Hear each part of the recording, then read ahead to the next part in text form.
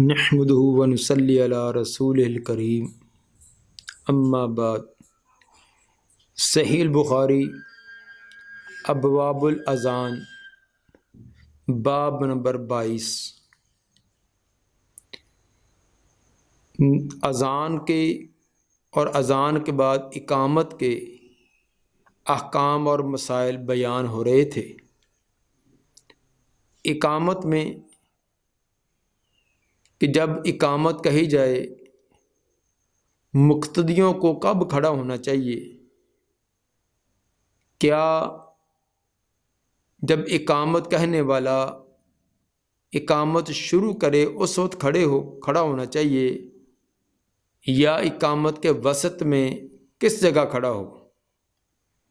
امام بخاری رحمہ اللہ نے باب قائم کیا، باب متی یقوم الناس اذا رأوا الامام عند الاقامہ۔ باب ہے کب کھڑے ہوں لوگ جب امام کو دیکھیں اقامت کے وقت۔ اقامت کے وقت جب امام کو دیکھیں تو اس وقت ان کو کب کھڑا ہونا چاہیے؟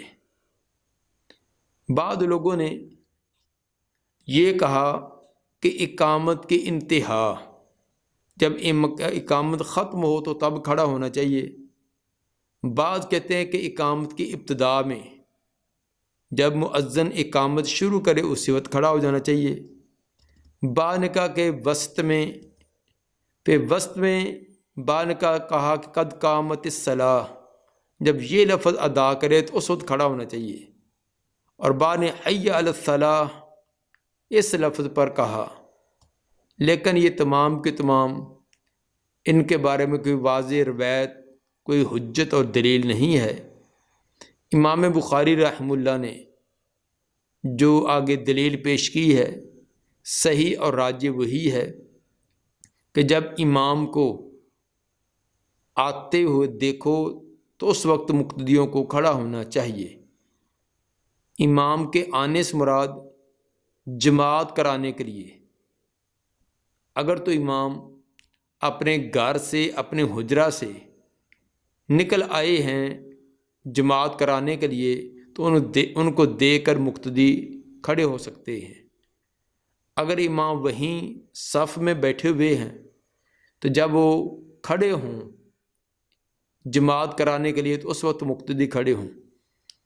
گویا کہ یہ امام کو دیکھ کر کھڑا ہونا چاہیے، اس کے اندر اقامت کے الفاظ ان کا لحاظ نہیں ہے۔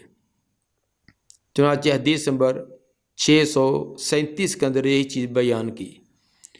قال حدثنا مسلم بن ابراہیم قال حدثنا ہشام قال كتب الی یحیی عن عبد اللہ ابن ابی قتادہ عن ابی قال قال رسول اللہ صلی اللہ علیہ وسلم اذا اقیمت الصلاۃ فلا تقوموا حتی ترونی۔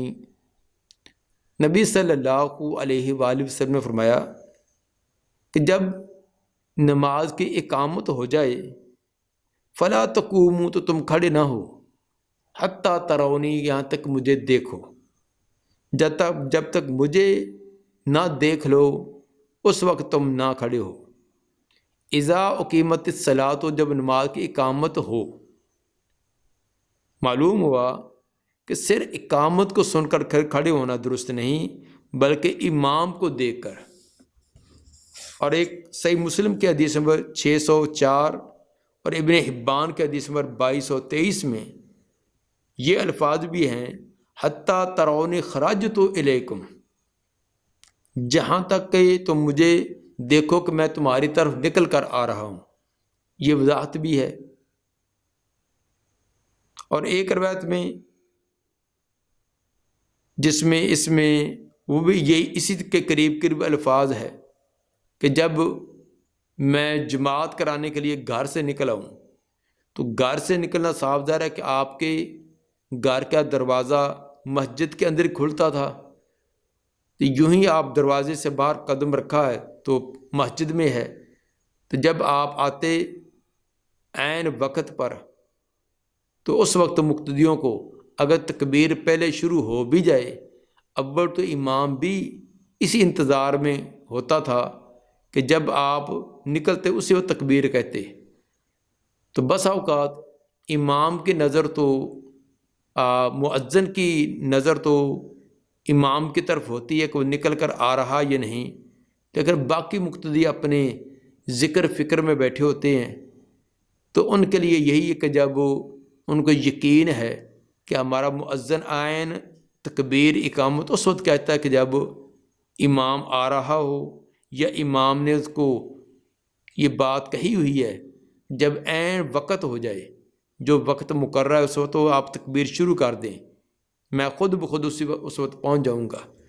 تو اگر ایسی صورت ہے تو پھر مؤذن کی تکبیر سنتے ہی سن کر بھی کھڑے ہو سکتے ہیں. باب نمبر 23، باب لا یقوم للصلاۃ مستعجلا بل یقوم الیہا بالسکینۃ والوقار. باب ہے کہ نہ نمازی کھڑا ہو نماز کی طرف جلدی میں، جلدی کرتے ہوئے کھڑا نہ ہو، بل یقوم الیہا بالسکینۃ والوقار، بلکہ نماز کی طرف بڑے سکون اور وقار سے کھڑا ہو. مطلب کہ دوڑ کر بڑی جلدی اس طرح نماز کے لیے آنا یہ درست نہیں ہے. نماز اللہ کی بندگی کے لیے آنا ہے، بڑے سلیقے سے، بڑے طریقے سے، بڑے سکون اور وقار سے آنا چاہیے. کوئی بھاگم بھاگ آنا اور سانس اکھڑا ہوا ہو اور پوری نماز کے اندر وہ اپنے سانس کو درست کرتا رہے تو یہ طریقہ درست نہیں ہے. حدیث نمبر 638، قال حدثنا ابو نعیم قال حدثنا شیبان عن یحییٰ عن عبداللہ ابن ابی قتادہ عن ابیہ قال قال رسول اللہ صلی اللہ علیہ وسلم اذا اقیمت الصلاۃ فلا تقوموا حتی ترونی وعلیکم بالسکینہ. نبی صلی اللہ علیہ وآلہ وسلم نے فرمایا اذا اقیمت الصلاۃ، جب نماز کی اقامت ہو جائے، فلا تقوموا حتی ترونی، تم کھڑے نہ ہوا کرو یہاں تک مجھے دیکھ لو، وعلیکم بالسکینہ، اس حال میں کہ تم پر سکون ہو، بڑے اطمینان اور سکون سے بیٹھو، جب تم مجھے دیکھو کہ میں جماعت کروانے کے لیے آ رہا ہوں تو تب کھڑے ہو. مقتدیوں کو لیے حق نہیں بنتا کہ اگر امام نے کہ منٹ آدھا منٹ کو لیٹ کر دی کسی عذر کی وجہ سے تو اس کو آوازیں دینا شروع کر دیں کہ امام صاحب آؤ، ٹائم ہو چکا ہے، تجھے نظر نہیں آتا، دیکھو آدھا منٹ اوپر ہو گیا، گھڑی اوپر ہو گیا، فلاں ہو گیا. یہ اس طرح کے چھچورا پن جو بعد ہمارے نمازیوں کے اندر ہوتا ہے. کوئی امام کی کوئی عزت نہیں، کوئی وقار نہیں. امام کو بھی تو پتہ ہوتا ہے، جو اسی کام کے لیے مختص ہے اس کو زیادہ پتہ ہے. وہ کسی وجہ سے مثلا ایک آدمی وہ تشہد میں بھی بیٹھا ہے تو وہ امام نے کوئی چند لمحات مؤخر کر دیا کہ چلو وہ تشہد پڑھے، یا کوئی سجدے آخری سجدوں میں تھا تو اس کے لیے کوئی آدھا منٹ پونا منٹ اس نے انتظار کر لی تو اس میں کیا حرج ہے. تو یہ امام کو اتنا اختیار ہوتا ہے کہ وہ اپنے مقتدیوں کا خیال کرے. اسی طرح لوگ جب کسی عارضے کی وجہ سے مثلا بجلی نہ ہونے کی وجہ سے پانی نہیں ہے، پانی کم مقدار میں ہے، لوگ زیادہ تھے، رش لگا ہے، واش روموں میں ٹوٹیوں پر رش لگا ہے، تو امام ان چیزوں کو ملحوظ کرتے ہوئے امام کو بھی یہ اپنے احوال پر مد نظر رکھنی چاہیے. تو اگر 1 منٹ 1.5 منٹ لیٹ کر دے گا تو اس میں کوئی حرج نہیں ہے. جو بیچارے دکانیں چھوڑ کر گھر چھوڑ کر پہلی تکبیر اولیٰ کے ساتھ ملنے کے خواہش مند ہیں، تب کسی عارضے کی وجہ سے 1 منٹ لیٹ کر دیا تو اس میں کیا حرج ہو جاتا ہے. بس اوقات ایسے معاملات ہو جاتی ہیں، اچانک کوئی بجلی کا مسئلہ ہے، کوئی واش روم بند ہے، کوئی اور دروازہ آگے پیچھے ہو گیا ہے، کوئی اور ضرورت پیش آ جاتی ہے. کبھی نمازی زیادہ بھی ہو جاتے ہیں، وضو کرنے میں دیر ہو گئی ہے، کوئی سردی گرمی کا بھی مسئلہ بن جاتا ہے، کوئی بارش اندھیری کا بھی مسئلہ ہو جاتا ہے. تو تو امام کو ان چیزوں کا خیال بھی رکھنا چاہیے اور امام کی بات کو تسلیم بھی کرنا چاہیے۔ باب نمبر 24، باب هل یخرج من المسجد لعلہ، باب کیا آدمی مسجد سے نکل سکتا ہے کسی علت کی وجہ سے؟ اقامت کے بعد اذان اور اذان کے بعد اقامت کے بعد کسی عارضے کی وجہ سے آدمی مسجد سے نکل سکتا ہے یہ نہیں، اس کا بیان۔ اس کے اندر اصل کے اندر امام بخاری رحمہ اللہ ایک روایت کا جواب دینا چاہتے ہیں جو صحیح مسلم کے حدیث نمبر 655 اور ابو داؤد کی حدیث نمبر 536 ہے۔ حضرت ابو ہریرہ رضی اللہ تعالیٰ فرماتے ہیں کہ انہ رأى رجلا خرج من المسجد، بلکہ ابو شاسا حضرت ابو ہریرہ رضی اللہ تعالیٰ سے یہ بیان کرتے ہیں کہ سیدنا ابو ہریرہ رضی اللہ تعالیٰ نے ایک آدمی کو دیکھا کہ جو مسجد سے اذان ہونے کے بعد نکل گیا، اذان ہو چکی ہے، اذان کے بعد وہ مسجد سے چلا گیا۔ فقال اما ھذا فقد عصى ابو القاسم صلی اللہ علیہ وسلم، سیدنا ابو ہریرہ رضی اللہ تعالیٰ نے فرمایا کہ اس آدمی نے جو اذان سننے کے بعد مسجد سے نکلا ہے، اس نے ابو القاسم یعنی نبی صلی اللہ علیہ وسلم کی نافرمانی کی ہے۔ یہ حدیث کے پیش نظر بعض لوگ کہ مسجد سے اذان سننے کے بعد نکلنا یہ جائز نہیں ہے، امام بخاری رحمہ اللہ یہ فرمانا چاہتے ہیں کہ یہ بات درست ہے کہ اذان سننے کے بعد پھر خصوصاً اقامت کے بعد مسجد سے نکلنا یہ درست نہیں ہے، لیکن کوئی عارضہ کوئی علت ہے تو اس عارضے علت کی وجہ سے نکلا بھی جا سکتا ہے۔ مثلا آدمی کو نکسیر آ گئی ہے یا بول و براز کی حاجت پیش آ گئی ہے، بے وضو ہو گیا ہے، کوئی اور چکر آنے شروع ہو گئے ہیں، کوئی تکلیف اور درد ہو گئی ہے، تو ایسے عارضے انسانوں کو ہو جاتے ہیں۔ تو ایسے کسی پریشانی کی وجہ سے اگر وہ مسجد سے نکل جائے تو اس میں اجازت ہے، وہ جا سکتا ہے۔ اس لیے قید لگائی کہ باب هل یخرج من المسجد لعلہ کی قید کی علت کی وجہ سے کسی عارضے کی وجہ سے مسجد سے نکل سکتا ہے۔ حدیث نمبر 639، قال حدثنا عبد العزیز بن عبد اللہ قال حدثنا ابراہیم بن سعد عن صالح بن کیسان عن ابن شہاب عن نبی سلمہ عن نبی ہریرہ ان رسول اللہ صلی اللہ علیہ وسلم خرج وقد اقیمت الصلاۃ وعدلت الصفوف،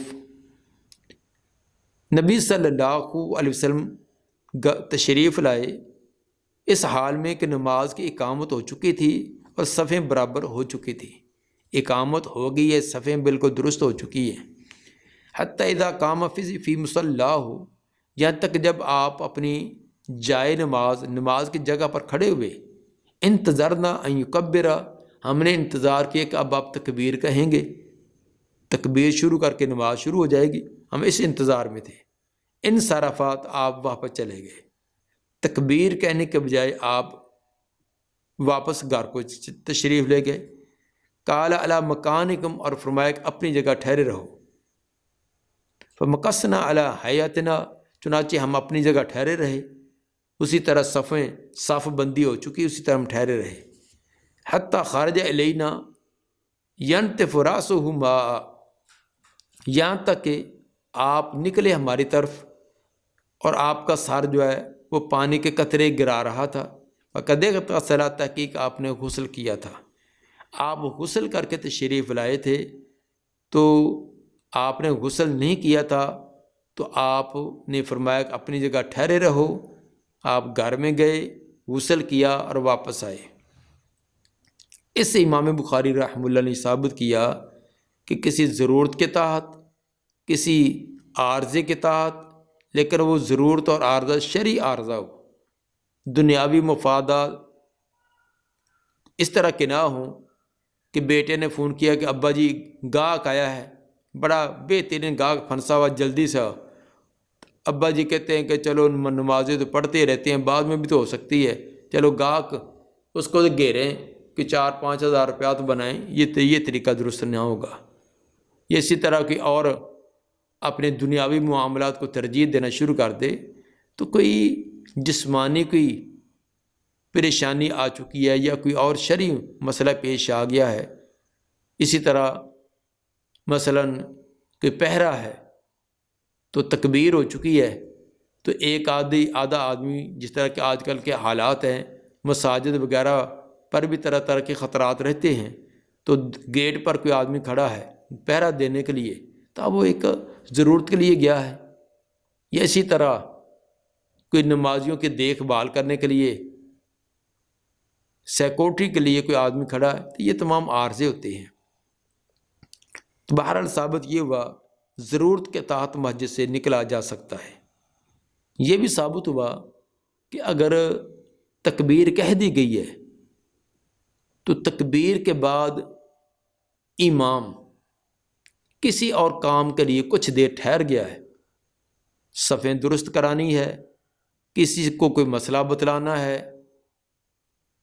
یا اسی طرح کوئی سپیکر خراب ہو وہ سیٹ کرنے میں تھوڑی سی دیر ہو گئی ہے، کوئی لائٹ وغیرہ چلانی ہے، کسی اور کو پتہ نہیں ہے تو امام صاحب کو وہ تمام کے تمام نظام کا پتہ ہے، تو وہ 1-2-4 منٹ کے لیے آگے پیچھے ہو گیا ہے، تو اس سے پہلے کہی ہوئی تکبیر جائے وہ ختم نہیں ہو جاتی، وہ تکبیر باقی ہے، اسی کی بنیاد پر آ کر اس کو جماعت کرائی جا سکتی ہے۔ جیسے کہ آگے اس کی امام صاحب وضاحت بھی کر رہے ہیں کہ درمیان کا اندر تکبیر کے بعد فوراً امام کا نماز کا شروع کرنا لازم نہیں ہے۔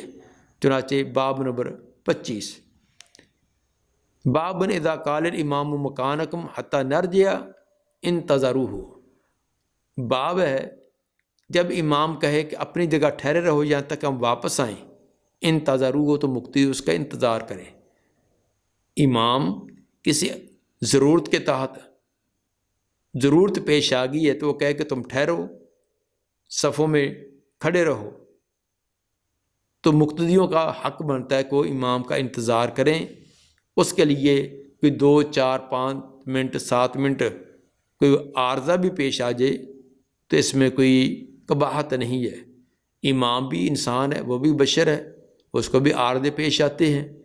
اگر مقتدیوں کو عارضے پیش آئے رہتے ہیں تو امام کو نہیں آ سکتا، کوئی تکلیف، کوئی درد، کوئی وضو کا ختم ہو جانا، کوئی اور اس طرح کی پریشانی کا لاحق ہو جانا۔ چنانچہ اس سلسلہ میں حدیث نمبر 640 بیان کی، قال حدثنا اسحاق قال حدثنا محمد بن یوسف قال حدثنا الاوزاعی عن الزہری عن ابی سلمۃ بن عبد الرحمن عن ابی ہریرہ قال اقیمت الصلاۃ فصف الناس صفوفہم۔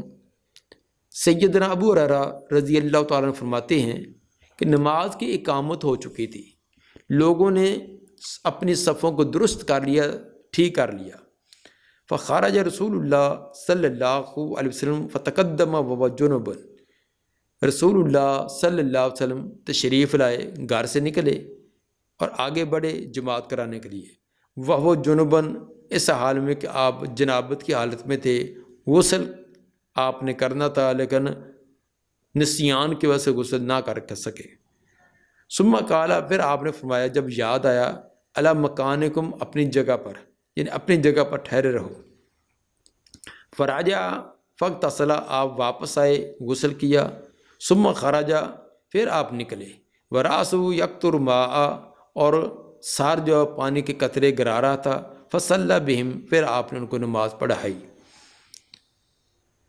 اس میں یہ ثابت کیا ہے کہ امام کو کوئی ضرورت پیش آ گئی ہے، کوئی عارضہ پیش آ گیا ہے، تو مقتدیوں کو ٹھہرا کر، لازمی نہیں کہ کسی اور کوئی جماعت کریے، یہ امام کی مرضی ہے۔ اگر اس کو پتہ ہے کہ مجھے زیادہ ٹائم لگنا ہے، پیچھے مقتدی وہ کوئی برداشت نہیں کریں گے تو کسی اور کو آگے کر دے، لیکن اگر امام کا یہ حق بنتا ہے، اس کو اختیار ہے کہ وہ کہے کہ ٹھہرے رہو، تو جب تک وہ نہیں آتا 2-4-5 منٹ انتظار کرنے میں کوئی حرج نہیں ہے۔ اگر امام ہمارا روزانہ انتظار کرتا ہے، امام کتنی دیر پہلے آ کر بیٹھتا ہے، اکثر ہمارے مساجد کے ائمہ جو ہے وہ بیچارے خود ہی مؤذن ہوتے ہیں، تو انہوں نے پہلے آ کر مسجد کھولنی ہے، مسجد کی سیٹنگ سوٹنگ کرنی ہے، اس میں صفوں کو درست کرنا، تختیوں کا آگے پیچھے کرنا، اذان کہنا، اب انتظار میں ہے۔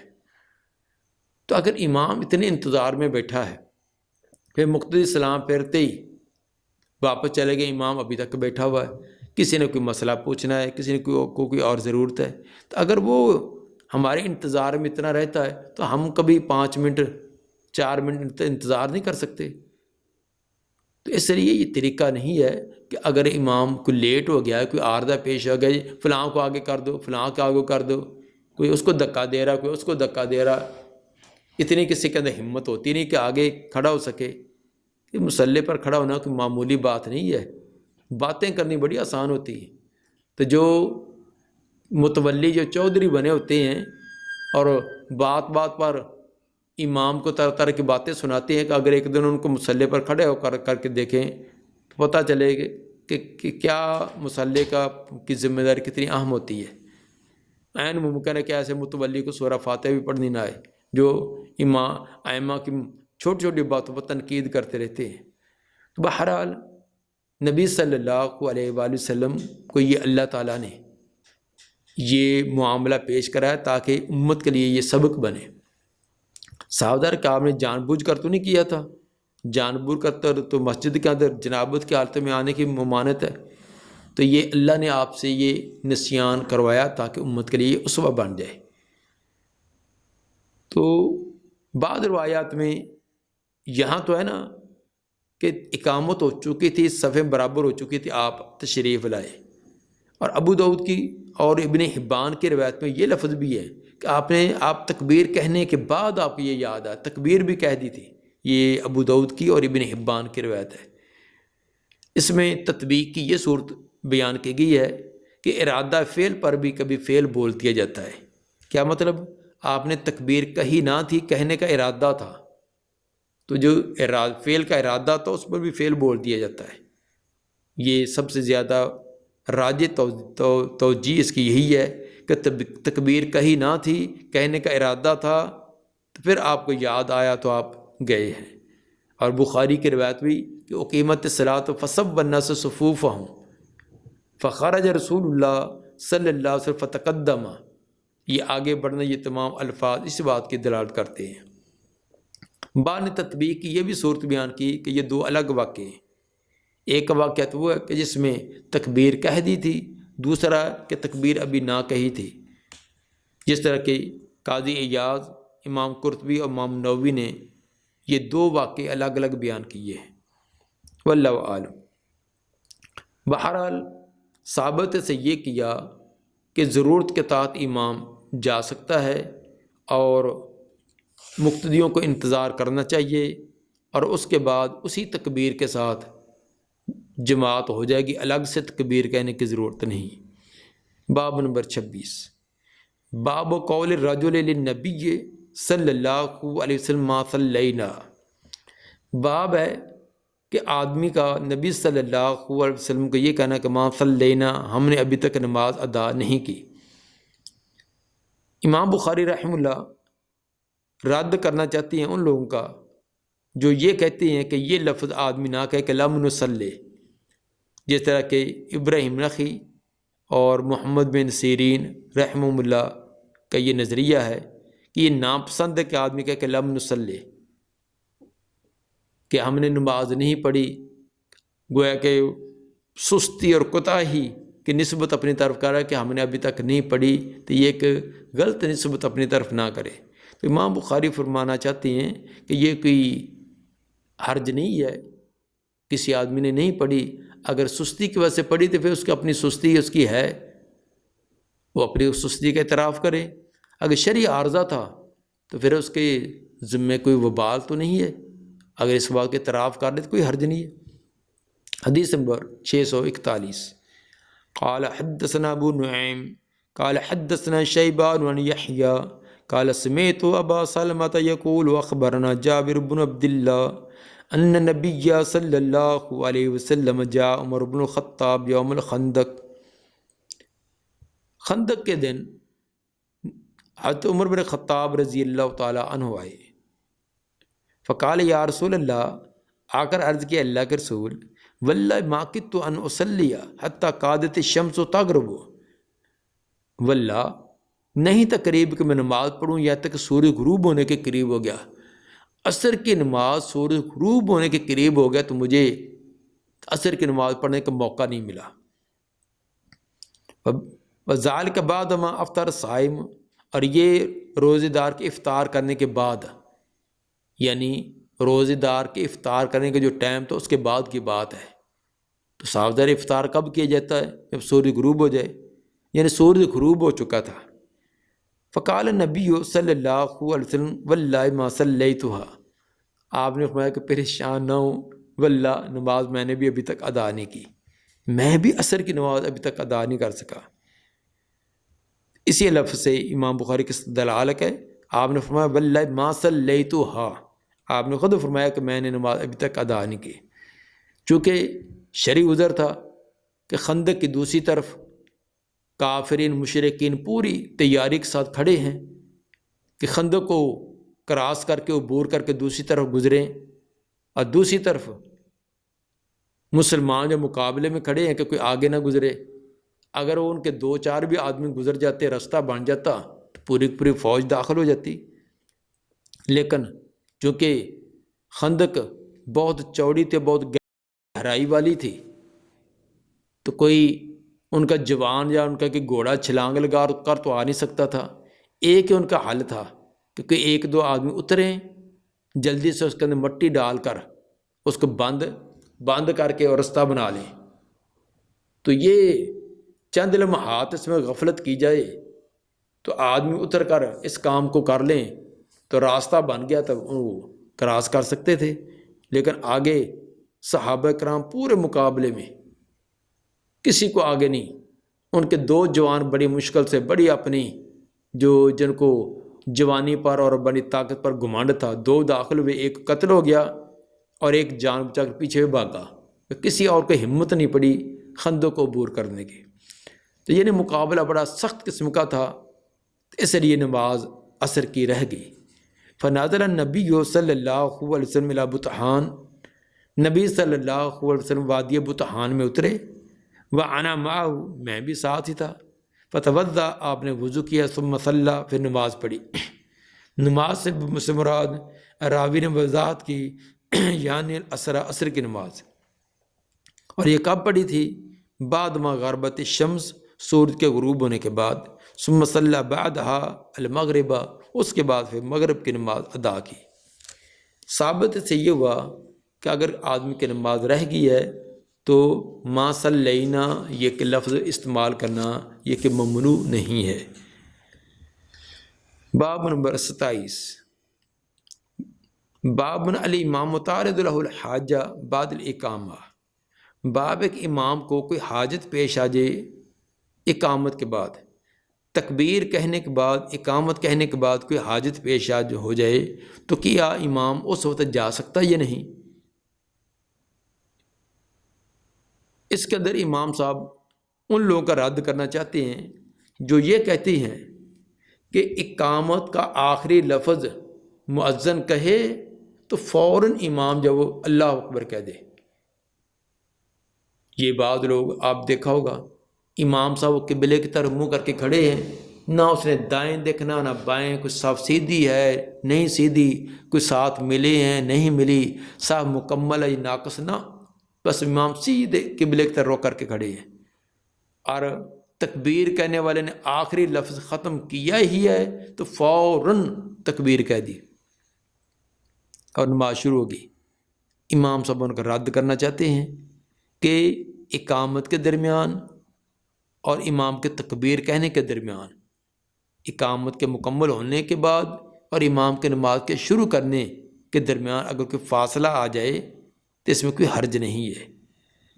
حدیث نمبر 642، قال حدثنا ابو معمر عبداللہ بن عمر قال حدثنا عبد الوارث قال حدثنا عبد العزیز بن صہیب عن انس قال اقیمت الصلاۃ والنبی صلی اللہ علیہ وسلم یناجی رجلا فی جانب المسجد، سیدنا انس رضی اللہ تعالیٰ فرماتے ہیں کہ نماز کی اقامت ہو گئی، اس حال میں کہ نبی صلی اللہ علیہ وسلم سرگوشیاں کر رہے تھے، ایسا ایسا بات کر رہے تھے ایک آدمی سے مسجد کے ایک کونا میں، مسجد کے ایک کونا میں آدمی کو کوئی اس کے درپیش جو اس کے مسائل پیش تھے وہ سمجھا رہے تھے۔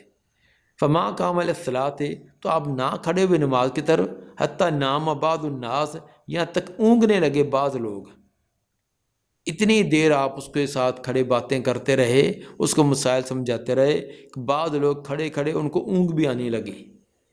صاحب ذرا کہ یہ 2 4 5 منٹ کی بات تو نہیں ہے جسے اونگ آئے، کافی لمبی دیر تک۔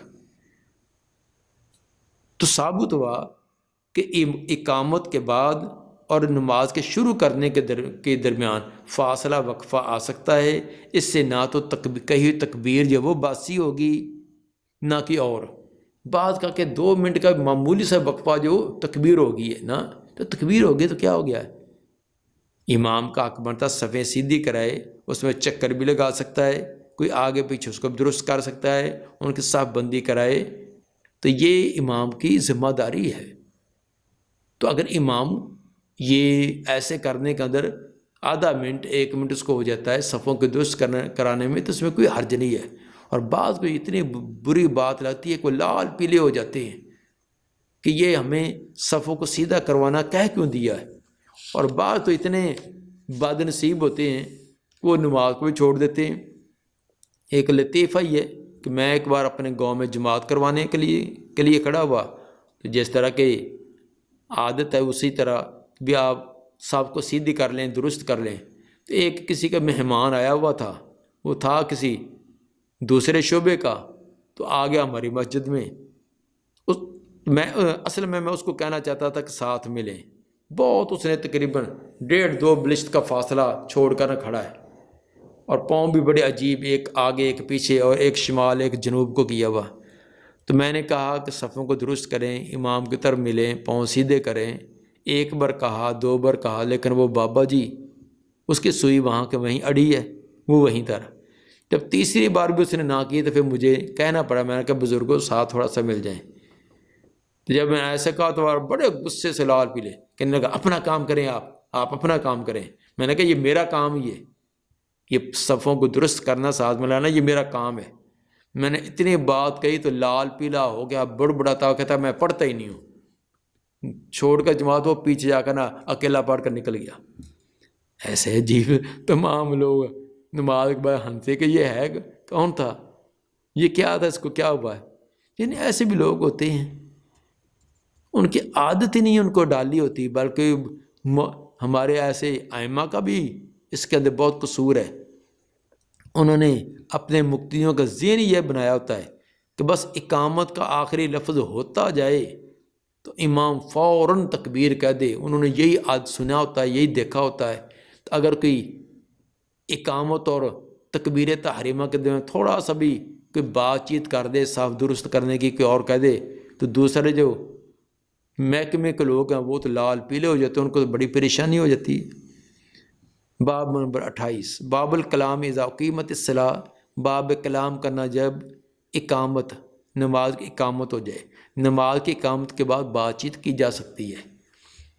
واشار بذلک علی الرد علی من کرہ مطلقا، امام صاحب نے اشارہ کیا اس بات سے رد کرنے کا جو ناپسند کرتا ہے اس کو مطلق طور پر جو کہ کہتے ہیں کہ یہ جائے درست نہیں ہے، اقامت کے بعد بات کرنی درست نہیں، ان کا رد کیا ہے۔ حدیث نمبر 643، قال حدثنا عیاش بن الولید قال حدثنا عبد الاعلی قال حدثنا حمید قال سألت ثابتا البنانی عن الرجل يتکلم بعدما تقام الصلاۃ۔ حمید راوی فرماتے ہیں کہ میں نے ثابت بنانی سے سوال کیا ایک آدمی کے بارے میں کہ جو نماز کی اقامت کے بعد بات کرتا ہے، تو کیا اس کا کام یہ درست ہے؟ فحدثني عن انس بن مالک، تو انہوں نے مجھے انس بن مالک رضی اللہ تعالیٰ کے حوالہ سے یہ حدیث بیان کی۔ فرماتے ہیں کہ قال اقیمت الصلاۃ، نماز کی اقامت ہو گئی، فعرض للنبی صلی اللہ علیہ وسلم رجل، تو نبی صلی اللہ علیہ وسلم کے سامنے ایک آدمی آ گیا، آپ سے کوئی مسئلہ پوچھنے کے لیے سامنے وہ آ گیا۔ فحبسہ بعد ما اقیمت الصلاۃ، اس نے آپ کو روکے رکھا نماز کی اقامت کے بعد، نماز کی اقامت اور تکبیر ہونے کے بعد کافی دیر تک اس نے آپ کو روکے رکھا اور اپنے بات چیت اپنے مسئلے مسائل پوچھتا رہا۔ یہ وہی روایت پیچھے والی جو آئی ہے کہ اتنی دیر تک، یہاں تک کہ بعض لوگوں کو اونگ بھی آنے لگی۔ دعا ہے کہ اللہ تعالیٰ نبی صلی اللہ علیہ وسلم کے فرامین پر کما حق کو عمل کرنے کی توفیق عطا فرمائے۔ سبحان ربک رب العزت عما یصفون والسلام علی المرسلین والحمد للہ رب العالمین۔